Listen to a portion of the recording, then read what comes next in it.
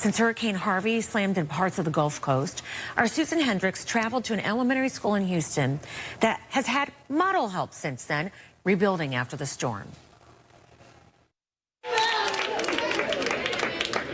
The excitement of going back to school is palpable in Houston, Texas.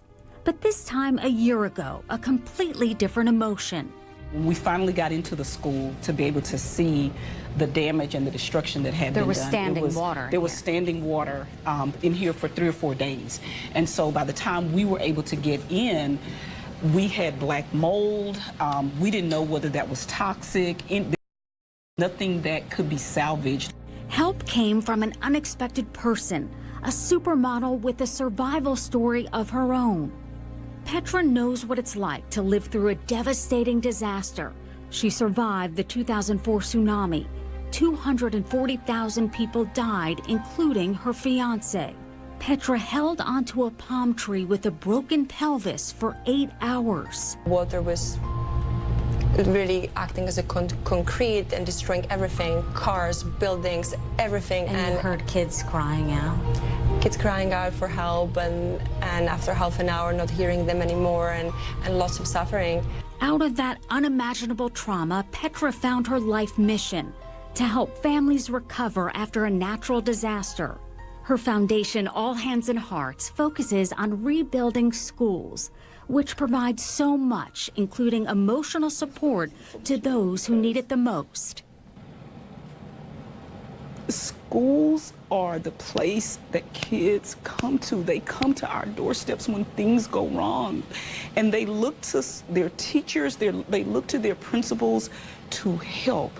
And we've got to have a place from which to do that from.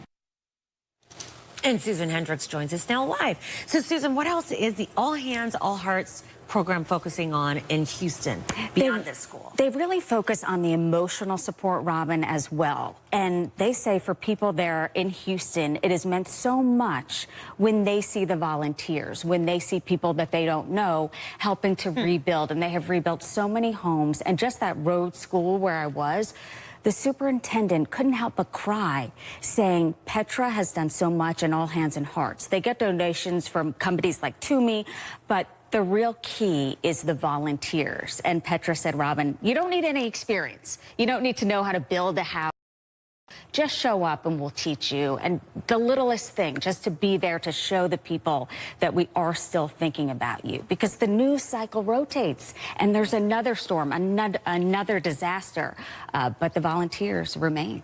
And they're going to stay there for 2 years. And not only there, but did you say that she was also doing some stuff in Puerto Rico? Yeah, she was in Puerto Rico. She flew from Puerto Rico to Houston to work on this school, and she's flying back to Puerto Rico and saying, we still need help there. We need the funding, we need the hands, we need the volunteers, and they are dedicated to Puerto Rico.